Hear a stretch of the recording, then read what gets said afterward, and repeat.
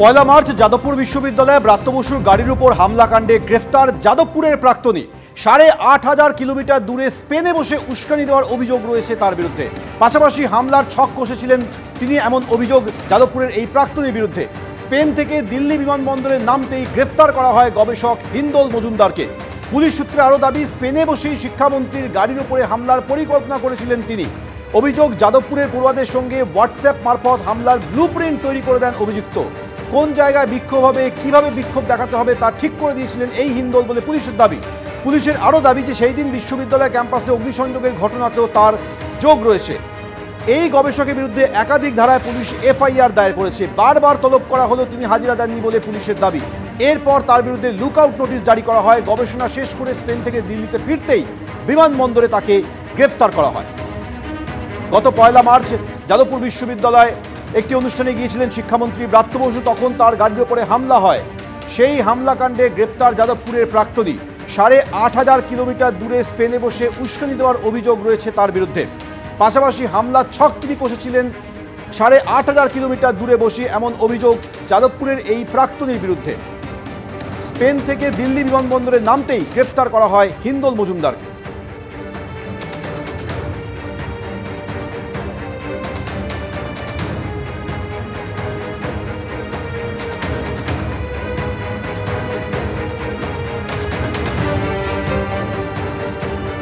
আমাদের প্রতিনিধি ময়ূক ঠাকুর চক্রবর্তী এই মুহূর্তে সরাসরি রয়েছে। ময়ূক, ব্রাত্য বসুর গাড়ির উপরে হামলাকাণ্ডে গ্রেপ্তার করা হয়েছে যাদবপুরের এই প্রাক্তনীকে, ঠিক কি অভিযোগ রয়েছে তার বিরুদ্ধে?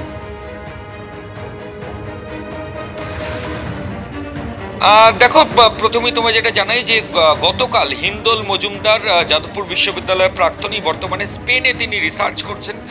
তাকে দিল্লি এয়ারপোর্টে দিল্লি পুলিশ আটক করে এবং দিল্লি পুলিশ আটক করার পর কলকাতা পুলিশকে খবর দেয়। কলকাতা পুলিশের টিম ইতিমধ্যেই দিল্লিতে পৌঁছেছে। আজকে দিল্লির আদালতে এই যাদবপুর ইউনিভার্সিটির প্রাক্তনী, যিনি স্পেনে রিসার্চ করছেন, তাকে প্রডিউস করা হবে। পুলিশ আধিকারিকরা ট্রানজিট রিমান্ডের জন্য অ্যাপ্লাই করবেন।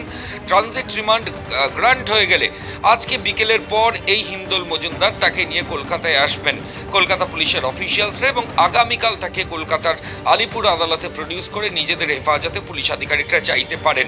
গোটা ঘটনার সূত্রপাত কিছুদিন আগে পুলিশের তরফ থেকে দাবি করা হচ্ছে যে যাদবপুর বিশ্ববিদ্যালয়ের রাজ্যের শিক্ষামন্ত্রী ব্রাত্য বসু গাড়ি নিয়ে যাওয়ার পর যে অপ্রীতিকর পরিস্থিতি তৈরি হয়েছিল, গাড়িতে চাপড় মারা, ভাঙচুরের ঘটনা, ওই যেখানে গাড়ি ছিল ব্রাত্য বসুর তার থেকে কিছুটা দূরে অগ্নিসংযোগের মতো ঘটনাও ঘটেছিল।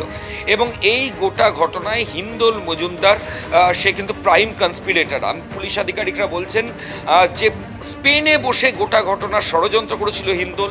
তার ইনস্ট্রাকশনেই যাদবপুর ইউনিভার্সিটির স্টুডেন্টরা এই যাবতীয় কাণ্ড ঘটিয়েছিল শিক্ষামন্ত্রীর ওপর, কনভয়ের ওপর বা তার গাড়ির ওপর। এবং সরকারি সম্পত্তি নষ্ট, অগ্নিসংযোগ, এরকম ক্রিমিনাল কনস্পিরেসি, অপরাধমূলক ষড়যন্ত্র, এরকম মারাত্মক অভিযোগও ছিল হিন্দোলের এগেনস্টে। পুলিশ আধিকারিকরা বলছেন হোয়াটসঅ্যাপ মারফত সমস্ত বার্তা পাঠিয়েছিল হিন্দোল, সে নিজে ছিল না, হোয়াটসঅ্যাপ ইনস্ট্রাকশন পাঠিয়েছিল। সেই মোতাবেক এখানে এক্সিকিউশন করে যাদবপুরের স্টুডেন্টরা। তাকে বেশ কয়েকবার নোটিশ করা হয়, তিনি কোনো কমপ্লাই করেননি। এরপরে লুকআউট নোটিশ জারি হয়।